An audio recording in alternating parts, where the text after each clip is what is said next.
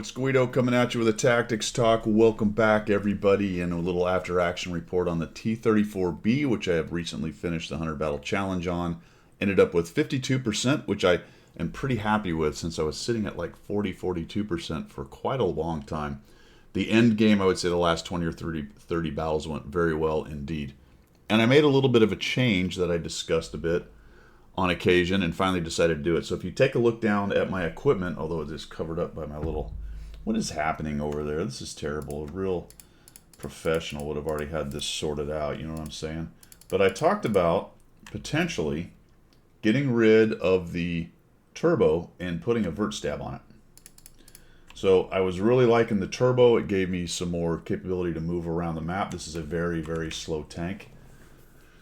But about 20 battles left or so, maybe 25, I decided to make a change. So I dropped the turbo and I put the vert stab on there. Now, because I'm running bounty equipment on these, I could have done 2 setups, but I didn't bother with it. Might have been nice to do more of a faster setup to get around the bigger maps and then a more combat-oriented setup like I have here. So what I did is I put an IA on it.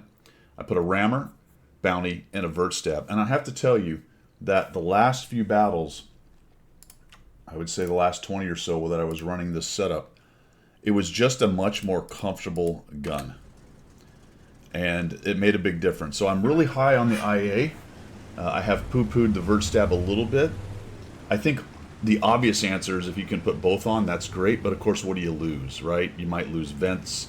You might lose your turbo. You might lose your rammer if you're going to use one of those other things. So it really feels like rammer's kind of mandatory on a long reload tank like this. It feels like vert stab and IA want to battle, and if you're going to use both, you're losing out on turbo or something else. So it's one of those things you have to deal with in the game. I suppose if you were using some of the experimental equipment, you might get away with getting some benefit of each type of equipment. I didn't really look into this because I had all that equipment on my British wheeled tanks. So it just felt more comfortable. I'm also running food on this. I've got Brothers in Arms. It's a good crew, 4 skill, I think, working on their 5th. And I ended up with a 52% at the end of the day. So I actually touched 53, and I think I lost the last 2 battles, which dropped me back to 52.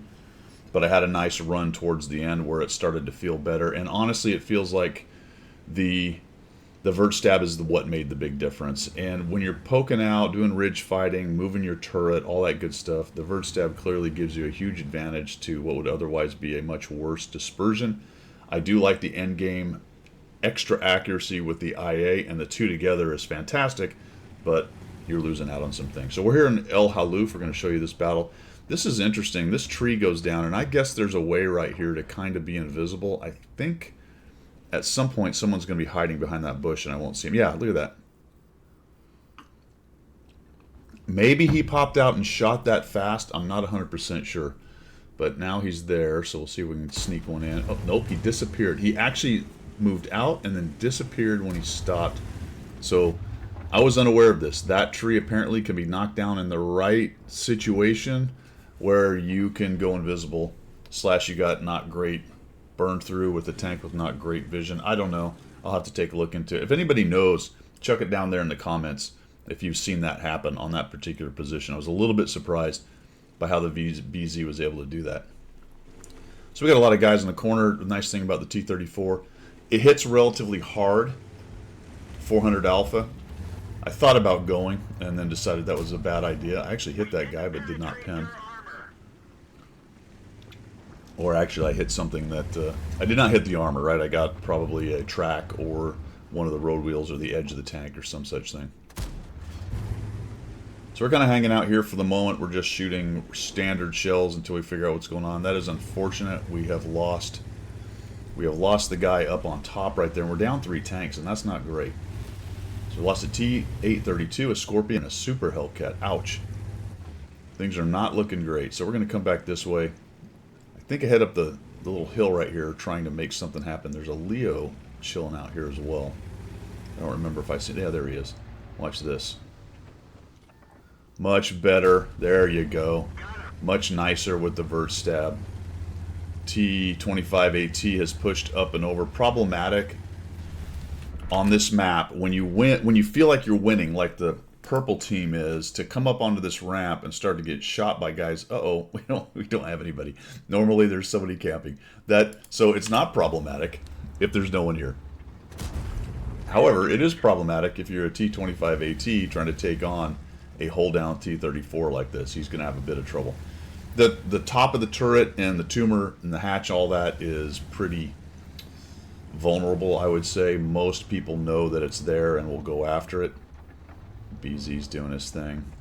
I'm just going to see if I can, no kidding. Oh, look at that. Dropped it right on the top of his turret, so took advantage of that. T-25 AT. I looked at the stats on this thing while we got this fight going on. It's not quite as bad as I thought. It's certainly not a top 10 or even a top 20, which is completely filled up by premiums, by the way, at tier 10 at tier 8, as you probably know. But it's not horrible. That's about the best that can be said. It's a bit above the actual regular T-34, and this happens to be the Friday a number of years ago. It must have been 7 or 8 by now. Tried to just reskin tanks and sell them as black tanks on Black Friday. And, you know, in general, it's not a bad idea, but it was not well received in general, and they stopped doing it. And there's 3 or 4 of these tanks. I want to say there's the IS or the T-34B. There's the IS-6B. There's the Black Dog, I think was maybe at the same time, or maybe that was a year different. So there's 3 or 4 of these things. This is one of them. Been sitting in my garage for a very long time. And I will say one thing about this tank. If you can do what I'm doing, where you're shooting regular AP and getting a decent amount of damage, because it's a premium, you can crank out the credits pretty quickly in this thing. You run a couple reserves, you run your clan reserves, you're running a platoon for the extra bonus. This thing will print money. It absolutely will. Of course, you've got to get pens, you got to get damage. It's slow. The hull's not great, so it's got a bit working against it, but in the right situations, you can really print money. Even in a loss, at least if you can get a little bit of damage going and you don't spam a whole bunch of APCR, a whole bunch of gold ammo, and miss and not do damage and all that kind of thing, you're still going to make money. So not bad in terms of making money. So I'm just sitting here. I'm kind of leery of moving up. There's so many of them stacked there. I don't want them to know I'm there necessarily. But I also don't want to keep getting shot by artillery, so we're going to come up here and see if we can put a little shot into this guy. Here's where that vert stab just comes in handy right there, fellas. I was driving up and over, and I wasn't moving the turret too much, but really, before the vert stab, I'd have come up and over, and that dispersion would have been so much more. That would have been a much harder shot. There we go. Type 59 is working around behind these guys. We're actually making a bit of a comeback. I'm just going to accept maybe a shot from him, but he's looking somewhere else. Or AFK, potentially. It looks like his gun is stuck. He might have been staring at the TS5 back there. Nope, he's moving. So he was definitely staring at the TS5. Look for opportunities like that. I saw his gun was a little offline. I knew there was someone back there. He was the guy outside, right, on the outside part of the echelon. So I figured I might be able to sneak out there and get a shot without taking a return shot from him and potentially from the rest of them that are stacked up inside there. And this BZ just wants some shots here. So, okay, I knew I was going to eat it. I'll take my 394. That sucks. I was hoping maybe he wouldn't pen, but he did. And I ate a bunch of damage right there. Got the T-28 helping me. Would love to poke around there and put another shot into the BZ, but he's got 3 friends, and I'm a one-shot to every single one of them. So now I'm just worried, well, are they going to just push out and accept the hits from maybe the TS5 and the T-28? Doesn't look like they're that interested in it. Artillery's still flying around. And even though the IS-3 is firing, I know his 2 buddies are sitting back there not firing. So if I drive around the corner, one of them is going to absolutely nuke me. So we got to try to see if they'll make a mistake. If I can kill one of them, or somebody can kill one of them, then it might be easier to time the shots on these dudes. All right, the IS-3 shot. Oh, look at this. This guy's giving me a little top turret. Thank you very much. The Lorraine made a poor decision to show up right then. Or an unlucky one. The Scorpion G sneaks up behind us, but the T-28 reacts nicely to that. I just want to knock it shot in the butt, but he's paying attention to the T-28, and I'll take him down. And thank goodness those 2 decided not to push. Really, the IS-3 probably could have come boiling around the corner and shut me down, but he'd have eaten a TS5 shot and potentially a Saint Emil shot, so it would have cost him to make that happen.